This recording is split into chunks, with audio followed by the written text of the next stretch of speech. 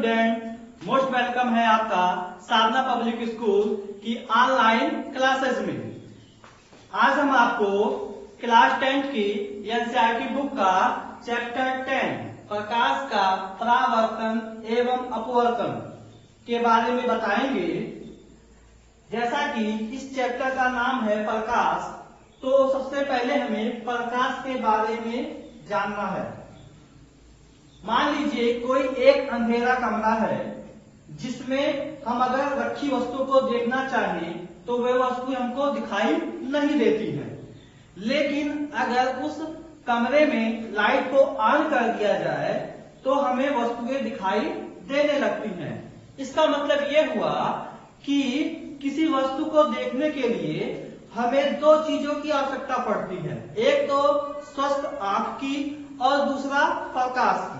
जो आपका प्रकाश है, प्रकाश जो है एक प्रकार की ऊर्जा होती है जो वस्तुओं को देखने में सहायक होती है और जिसकी अनुभूति हमारी आंखों द्वारा होती है। जैसे देख लीजिए प्रकाश की डिफिनेशन, प्रकाश एक प्रकार की ऊर्जा होती है जो वस्तुओं को देखने में सहायक होती है, जिसकी अनुभूति हमारी आंखों द्वारा होती है। ये हो गई प्रकाश की डिफिनेशन। अब हम बात करते हैं उन वस्तुओं की जो अपनी सतह से प्रकाश का उत्सर्जन करते हैं और वे वस्तुएं जो अपनी सतह से प्रकाश का उत्सर्जन नहीं करती हैं। तो पहला है आपका प्रदीप्त, जिसको हम कहते हैं लुमिनस, और दूसरा होता है आपका अप्रदीप्त, जिसको हम कहते हैं नॉन लुमिनस। अब ये प्रदीप्त क्या है? ये वे वस्तुएं होती हैं जो अपनी सतह से प्रकाश का उत्सर्जन करती हैं। जैसे कि आपका हो गया टार्च हो गया, बल्ब हो गई, लालटेन हो गया, सूर्य हो गया, तारे हो गए, जुगनी हो गए आदि। तो इन सभी वस्तुओं को रखते हैं हम प्रदीप्त या लुमिनस के अंतर्गत। लुमिनस टू टाइप के होते हैं। पहला टाइप जिसको हम कहते हैं मैन मेड थिंग्स, मतलब मानव निर्मित वस्तुएं। दूसरी होती है नेचुरल थिंग्स, जिसको हम कहते हैं प्राकृतिक वस्तुएं। मानव निर्मित में क्या आती हैं? जैसे आपका हमने एग्जाम्पल बताया टार्च हो गया और लालटेन हो गया और आपका बल्ब हो गया आदि। इस तरह की बहुत सारी वस्तुएं जो अपनी सतह से प्रकाश का उत्सर्जन करती हैं।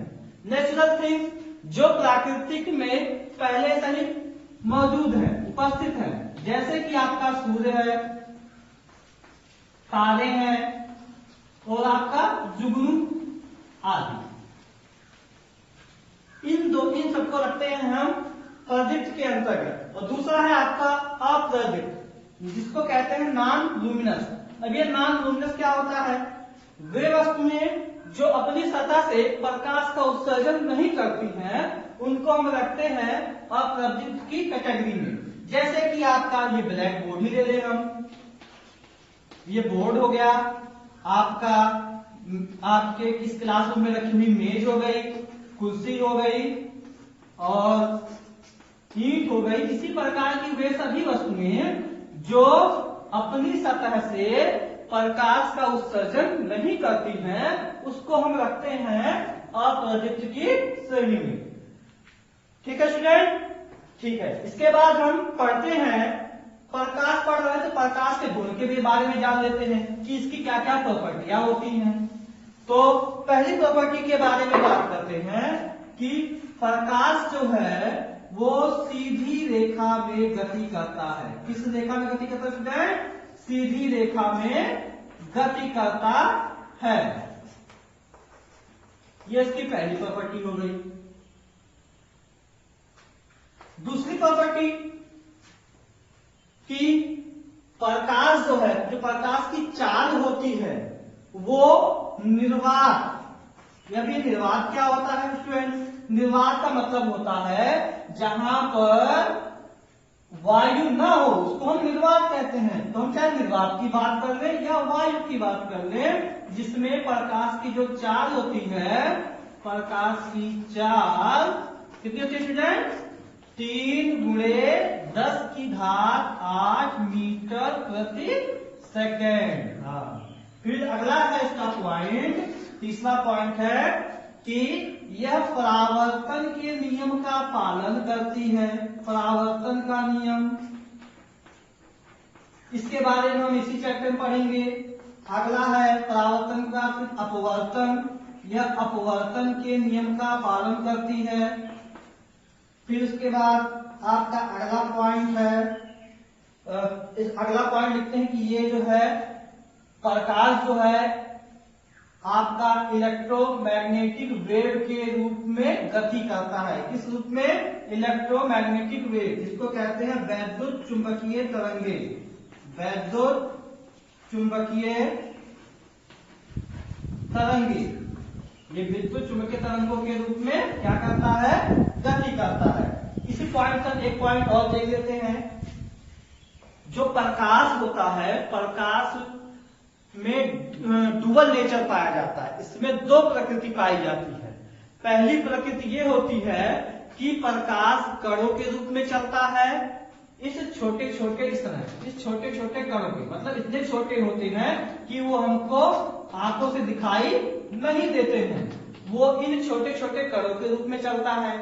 तो जो ये कण होते हैं, इन कणों के समूहों को बंडल कहते हैं। मतलब बंडलों के समूह में ये चलते हैं और उन बंडलों को हम कहते हैं फोटान। क्या कहते हैं? फोटान कहते हैं।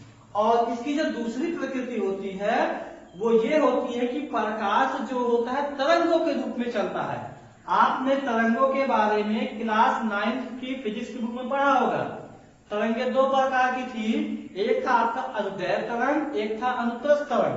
तो जो आपका प्रकाश होता है वो किस तरंगों के रूप में चलता है? वो चलता है आपका अनुदैर्घ्य तरंगों के रूप में। किस रूप में स्टूडेंट? अनुदैर्घ्य तरंगों के रूप में। ठीक, अगर आपको फिगर याद होगा तो उसका फिगर कुछ ऐसे बन रहा था अनुदैर्घ्य तरंग का। ठीक है, हाँ। तो जो प्रकाश होता है वो डुअल नेचर का होता है। पहला नेचर क्या होता है कि वो छोटे छोटे कणों के रूप में चलता है, और दूसरा होता है कि वह तरंगों के रूप में चलता है। अगला पॉइंट हो गया, मतलब ये 5 पॉइंट हो गए, 5 से 6 पॉइंट, इतना काफी है। फिर अगला हम इसके बाद हम अपने अगले टॉपिक पे आते हैं, उस टॉपिक का नाम है प्रकाश का परावर्तन। जो अभी हमने प्रकाश के गुण में पढ़ा, तो अगली हेडिंग डालते हैं हम प्रकाश का परावर्तन, जिसको कहा जाता है reflection of light. Reflection of light. अब ये प्रकाश का परावर्तन क्या होता है इसको समझ लेते हैं। देखिए, प्रकाश का जो परावर्तन होता है, इसको होने के लिए कुछ चीजों का होना बहुत ही जरूरी है। इसके बिना ये नहीं हो सकता। जैसे कि हमें एक ऐसा समतल और चिकना तल चाहिए। हमें एक ऐसा चिकना, हमें एक ऐसा तल लेना है जो क्या हो? चिकना हो और समतल हो। इसकी कंडीशन ये है कि तल आपका क्या होगा? चिकना और समतल होगा। समतल और चिकना तल, चिकना तल होगा। और जो हम लेंगे तल, मतलब जो हम ले रहे हैं चिकना तल ले रहे हैं, वो कैसा होना चाहिए? अपारदर्शी होना चाहिए। हमने जो तल लिया है वो कभी भी पारदर्शी नहीं होना चाहिए। आप लोग जानते होंगे पारदर्शी और अपारदर्शी के बारे में। अपारदर्शी मतलब किसे कहते हैं? वे वस्तुएं जिनमें से आर पार नहीं देखा जा सकता उसको अपारदर्शी कहते हैं, और जिसमें से आर पार देखा जा सकता उसको पारदर्शी कहा जाता है। तो अब आइए हम अपनी डिफिनेशन पे आते हैं। तो हमने ले लिया एक समतल तल। एज लाइक हम ले सकते हैं मिरर। हम मिरर हमने मान लिया, हमने एक ले लिया मिरर। ये जो नीचे आप लाइनें खींची देख रहे हैं, इसका मतलब ये हुआ कि इसके यहाँ पर पेंट किया गया है। अगर पेंट नहीं किया गया जाएगा तो क्या हो जाता है, तब ये हो जाएगा आपका पारदर्शी। अपारदर्शी बनाने के लिए यहाँ पर पेंट किया गया है। ठीक, ये आपने ले लिया एक कोई चिकना समतल तल। ठीक, देखिए उसके बाद जब प्रकाश की किरण इस चिकने तल पर आकर गिरती है, ठीक, और गिरने के पश्चात पुनः उसी माध्यम में लौट जाती है, तो इसे कहते हैं प्रकाश का परावर्तन। जैसे देख लीजिए स्टूडेंट कि जब कोई प्रकाश की किरण किसी चिकने तल पर आकर गिरती है और गिरने के पश्चात पुनः उसी माध्यम में लौट जाती है, तो इस घटना को कहते हैं प्रकाश का परावर्तन, रिफ्लेक्शन ऑफ लाइट। जो प्रकाश की किरण चिकने तल पर आकर टकराती है, उस किरण को हम कहते हैं आपतित किरण। क्या कहते हैं स्टूडेंट? आपतित किरण कहते हैं। और टकराने के पश्चात लौटने वाली किरण को कहते हैं परावर्तित किरण। क्या कहते हैं उसको? परावर्तित किरण कहा जाता है। आपतित किरण चिकने तल के जिस बिंदु पर टकराती है, उस बिंदु का नाम दिया जाता है आपतन बिंदु। क्या कहते हैं स्टूडेंट? आपतन बिंदु कहते हैं। उसके बाद आपतन बिंदु पर एक लंब खींचते हैं हम इस तरह, और उस लंब का नाम देते हैं हम लोग अभिलंब। क्या कहते हैं? अभिलंब कहते हैं उसे। उसके बाद अभिलंब और आपतित किरण के बीच बने कोण को कहते हैं आपतन कोण। क्या कहते हैं? आपतन कोण कहा जाता है। अभिलंब और परावर्तित किरण के बीच बने कोण को परावर्तन कोण कहते हैं। परावर्तन कोण। आपतन कोण को हम इंग्लिश के स्मॉल आई से दर्शाते हैं और परावर्तन कोण को हम स्मॉल आर से दर्शाते हैं। क्यों आई से दर्शाया गया? आपतन कोण की इंग्लिश होती है एंगल ऑफ इंसिडेंट। इंसिडेंट के आई से ये आई आया है। परावर्तन कोण में क्या होता है? इसकी इंग्लिश होती है एंगल ऑफ रिफ्लेक्शन। रिफ्लेक्शन के आर से यहाँ पर आर लिया गया है। ठीक है स्टूडेंट? हाँ, फिर से एक बार पूरा देख लेते हैं कि जब कोई प्रकाश की किरण किसी चिकने तल से टकराकर पुनः उसी माध्यम में लौट जाती है, उसे प्रकाश का परावर्तन कहते हैं। टकराने वाली किरण को या गिरने वाली किरण को आपतित किरण और लौटने वाली किरण को परावर्तित किरण।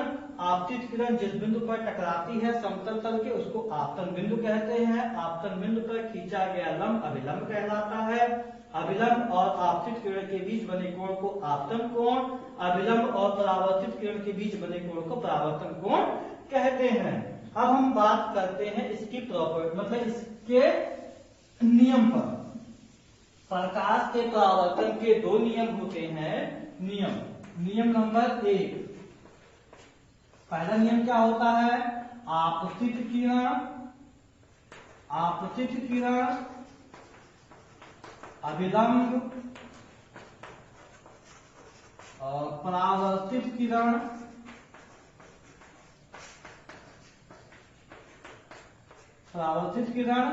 तीनों एक ही तल में स्थित होते हैं। तीनों एक ही तल में स्थित होते हैं। और इसका दूसरा नियम क्या कहता है? कहता है कि आपतन कोण बराबर परावर्तन कोण के बराबर परावर्तन कोण। इसका मतलब angle I equal to angle R. ये दो इसके नियम होते हैं। और इंपॉर्टेंट मतलब पॉइंट पे नोट कर लीजिएगा आप लोग यहाँ पर। इसमें पॉइंट भी है कि जो प्रकाश की चाल होती है, प्रकाश की चाल, तरंग दैर्घ्य और आवृत्ति, ये तीनों जो होते हैं परावर्तन के पश्चात नहीं बदलते। प्रकाश के परावर्तन के पश्चात प्रकाश की चाल, तरंग दैर्घ्य और आवृत्ति नहीं बदलती है। और दूसरी बात क्या है कि जब कोई आपतित किरण किसी समतल तल पर इस तरह लंबवत गिरती है, कैसी गिरती है? लंबवत गिरती है। कौन सी किरण? आपतित किरण। तो तल से टकराने के पश्चात जो परावर्तित किरण निकलती है वो भी इसी मार्ग से होकर वापस लौट जाती है। ठीक स्टूडेंट, फिर हम लोग इसके बाद बात करेंगे इमेज पर। इमेज माने प्रतिबिंब। प्रतिबिंब के बारे में बात करते हैं हम लोग। प्रतिबिंब क्या होता है, कितने टाइप के होते हैं, इसके बारे में बात किया जाएगा। इमेज, प्रतिबिंब के बारे में देखिए, पहले जान लेते हैं प्रतिबिंब होता क्या है। कोई ऐसा बिंदु जिस पर प्रकाश की दो किरणें, दो से अधिक भी हो सकती हैं, दो किरणें आकर आपस में काटती हैं या काटती हुई प्रतीत होती हैं। ध्यान दीजिएगा स्टूडेंट, किसे कि वह बिंदु या ऐसा बिंदु जिस पर प्रकाश की दो या दो से अधिक किरणें काटती हैं आपस में या काटती हुई प्रतीत होती हैं, उस बिंदु को कहते हैं प्रतिबिंब, इमेज। ठीक है, जो आपकी इमेज होती है ये दो टाइप की होती है। एक होती है वास्तविक प्रतिबिंब, वास्तविक प्रतिबिंब जिसको हम लोग कहते हैं रियल इमेज, और दूसरा आपका होता है आभासी प्रतिबिंब, आभासी प्रतिबिंब जिसको हम लोग कहते हैं वर्चुअल इमेज। अब हम लोग वास्तविक और आभासी प्रतिबिंब के डिफरेंस को समझेंगे। आभासी प्रतिबिंब क्या होता है? आभासी प्रतिबिंब वह प्रतिबिंब होता है जिसमें प्रकाश की दो किरणें एक दूसरे को आपस में काटती हैं। ध्यान दीजिएगा कि वास्तविक प्रतिबिंब वह प्रतिबिंब होता है जिसमें प्रकाश की दो किरणें एक दूसरे को काटती हैं, पहला पॉइंट। दूसरा पॉइंट है कि वास्तविक प्रतिबिंब हमेशा पर्दे पर प्राप्त किया जा सकता है, पर्दे पर प्राप्त किया जा सकता है। जैसे कि आप लोगों ने देखा होगा, प्रोजेक्टर देखा होगा या सिनेमा हॉल में मूवी देखने गए होंगे, तो जो प्रोजेक्टर होता है एक जगह रख दिया जाता है, वो प्रकाश जाकर किसी पर्दे पर पड़ता है और हमको वहां पर चित्र दिखाई देता है। तो वो कैसा इमेज होती है? वो रियल इमेज होती है। और तीसरा होता है कि जो इसका प्रतिबिंब होता है वो हमेशा हमको उल्टा प्राप्त होता है। कैसा प्राप्त होता है? उल्टा प्राप्त होता है। अगर हम बात करें आभासी प्रतिबिंब की, तो इसमें पहला पॉइंट, जैसे कि हमने इसमें बताया था कि वास्तविक प्रतिबिंब जो होते हैं उसमें प्रकाश की दो किरणें आपस में काटती हैं। इसमें क्या होता है कि आभासी प्रतिबिंब वह प्रतिबिंब होता है जिसमें प्रकाश की दो किरणें काटती हुई प्रतीत होती हैं। ध्यान दीजिएगा, इसमें काटती हैं और इसमें काटती हुई प्रतीत होती हैं। दूसरा पॉइंट है कि इसे पर्दे पर प्राप्त नहीं कर सकते हम लोग, पर्दे पर प्राप्त नहीं कर सकते, नहीं किया जा सकता है, नहीं किया जा सकता है। और तीसरा पॉइंट होगा कि ये जो इमेज होती है हमेशा क्या होती है? सीधी होती है। ठीक है स्टूडेंट, अगर आपको इस टॉपिक में किसी भी प्रकार का कोई भी डाउट है तो आप नीचे कमेंट सेक्शन में लिखकर हमको भेज सकते हैं। Thanks student.